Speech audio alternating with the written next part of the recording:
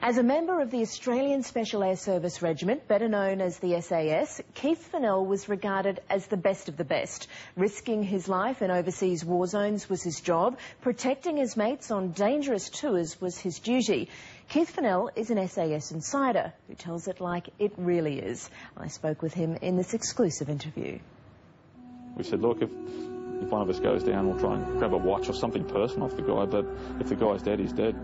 If someone is wounded, you'd never leave them. You'd all die as a patrol together. Keith spent 11 years serving with Australia's Special Air Service Regiment, the SAS. They're our most elite, most secretive unit. In the world's hottest trouble spots, from East Timor to Afghanistan and Iraq, they're the first in and often the last to leave. Mentally, you have to be extremely robust, but the SAS is also looking for guys who can perform. They have to have a particular mindset to be able to function when things are going a little bit crazy. And also the ongoing training that you're able to think clearly when things are out of control, and that's something that a lot of SAS soldiers are able to do. You may have heard tales of the extreme physical and psychological selection process to get into the SAS, but what you won't have heard about is what happens behind enemy lines. We got you covered. 1999, East Timor, and Keith and 5 colleagues were looking for armed militants in a remote jungle area. Little did they know, 60 of those gunmen were looking for them. I looked over my shoulder and there was 6 armed men about 20 metres away. Just before we locked eyes, I initiated, fired one round from the hip, crashed straight into the shoulder of the lead man, and then it just opened up, the 6 of them firing and I was firing.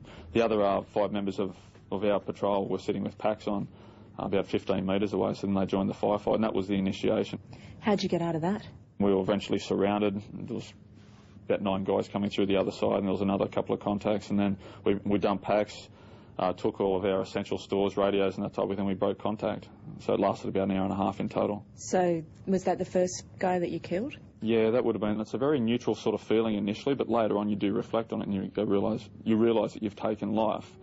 But it is still a neutral sort of feeling because it's like 2 football teams up against each other. Someone's going to be the loser, and it's not personal, so to speak. I take no hatred about anything that I've been involved with. There's no hatred whatsoever. Special forces around the world have their strengths and weaknesses. But according to Keith, no one does reconnaissance work like Australia's SAS. In Iraq, I spoke with a colonel from one of the Marine battalions, and he was really keen to find out how we were doing our strategic reconnaissance, because they lost a couple of sniper teams, 4-man teams wiped out, and the first thing they knew about these guys were their bodies being dragged through the streets on the news. So did you speak about that with your definitely. patrols? Kane and myself, who's probably my closest friend, we said, look, if one of us goes down, we'll try and grab a watch or something personal off the guy, but if the guy's dead, he's dead. You know, we won't sacrifice a life if someone is no longer alive. But if someone is wounded, you'd never leave them. You'd all die as a patrol together. What is it about you that's led to you ending up in all these places, Timor, Afghanistan, Baghdad? Well, I was addicted. I was addicted to the adrenaline rush. It was something that was sort of etched so deeply inside my soul. I found that very hard to break out of. When you were doing all of this, risking your life, fighting in remote areas of Afghanistan, you had a family. I did. I did. Your wife must be very understanding. She must be remarkable. She's an amazing woman. I don't know how she did it. Cause now but he's beginning to find out. He's swapped the caves of Afghanistan and the mean streets of Baghdad for life at home. Now that I'm sort of in the home dad role with the vacuuming and cleaning and burning chicken and that type of thing, and you know, kids turning their noses up at my dinners and that type of thing, I can understand just how difficult that would have been. I went from Iraq, you know, looking in the eyes of someone that tried to take my life, to being at home, mother's group, going to mother's group and hanging out, sipping lattes with ladies I'd never met and talking about Tom Cruise. I'm thinking, I can't believe I'm actually engaged in a conversation about Tom Cruise. So you've gone from the SAS to mother's group? Yeah. I don't want to be 50 years old and not knowing my children. I left the regiment and that lifestyle so I could be a father to my kids and a husband. Very difficult on my wife. We had a couple of separations along the way, and I sort of feel like I'm just there. was probably some of the most stressful stuff that I've ever done. You know, trying to get the kids ready for school. You know, that was a big couple of weeks. So that transition was quite difficult. Also helping the transition, the process of writing his book.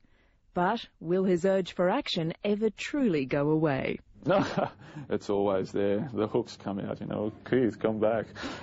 So I don't think that'll ever change.